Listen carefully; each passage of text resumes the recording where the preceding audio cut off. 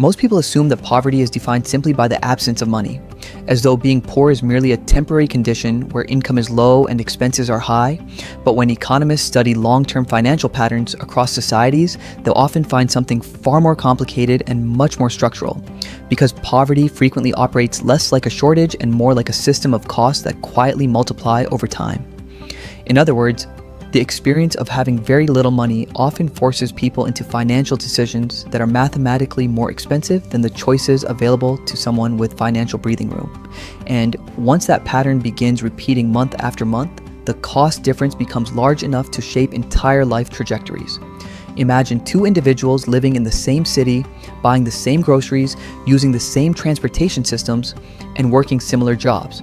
Yet the total cost of living for one person slowly becomes higher than the other, even though their consumption looks almost identical from the outside. This happens not because one person is spending recklessly, but because small financial constraints begin altering the structure of everyday choices. When cash reserves are limited, flexibility disappears, and without flexibility, the financial system often applies penalties that people rarely notice when they have sufficient savings. One of the simplest examples appears in how people purchase everyday necessities. Someone with stable savings can buy larger quantities of food, household supplies, or basic goods at discounted prices, spreading the cost across time while paying less per unit. Meanwhile, a person operating with very little cash must often buy smaller quantities more frequently, which means the per unit price increases even though the total purchase appears smaller at the moment of checkout. Over the course of a year, the difference between bulk purchasing and incremental purchasing quietly compounds, not through investment returns, but through avoided costs. Transportation creates another layer of this pattern. When someone has access to reliable personal transportation, commuting costs can often be optimized over time. But individuals without that option may depend on rides, taxis, or less efficient transit routes, each adding small fees that accumulate across hundreds of trips. None of these individual decisions appear dramatic on their own.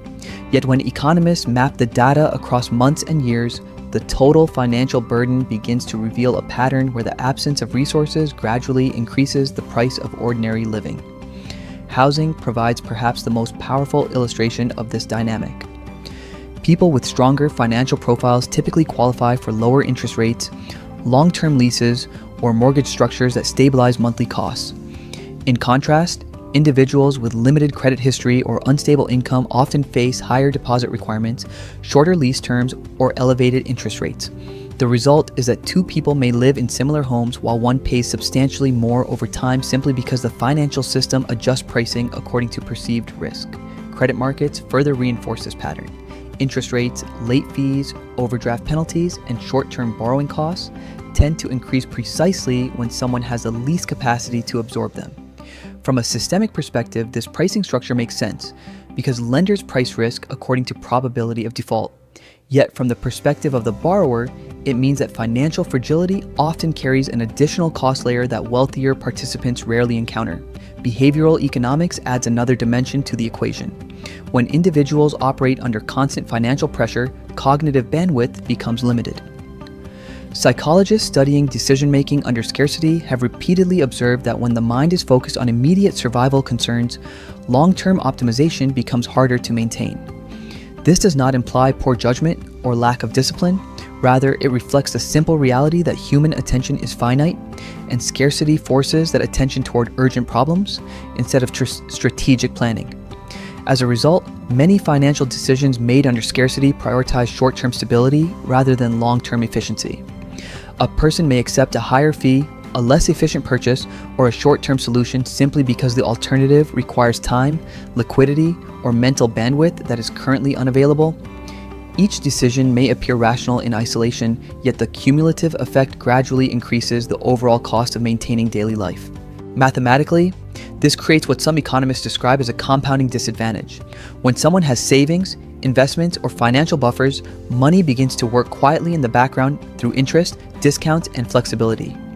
When those buffers do not exist, the same system can operate in reverse, where additional fees, higher rates, and inefficient purchasing slowly increase the total cost of living.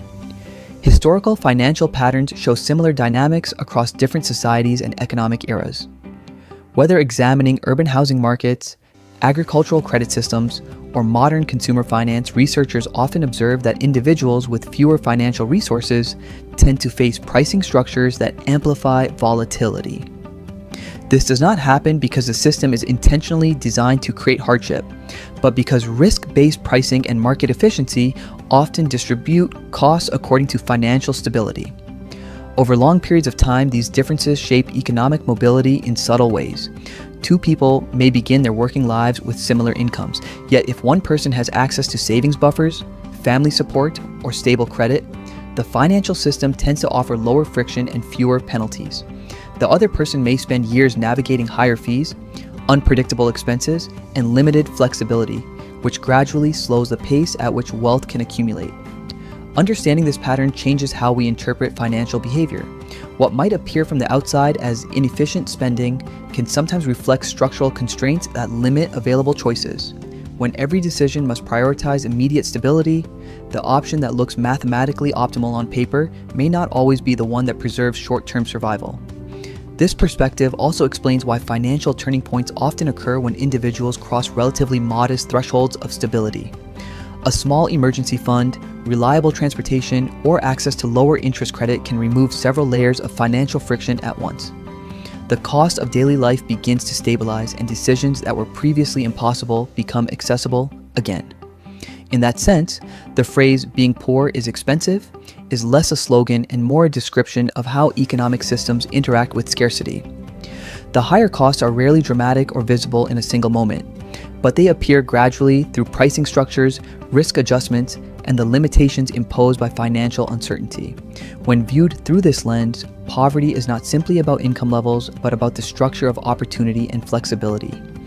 Money does not only purchase goods and services, it also purchases time, stability, and optionality, and those three elements often determine whether financial decisions compound in a positive direction or slowly accumulate hidden costs.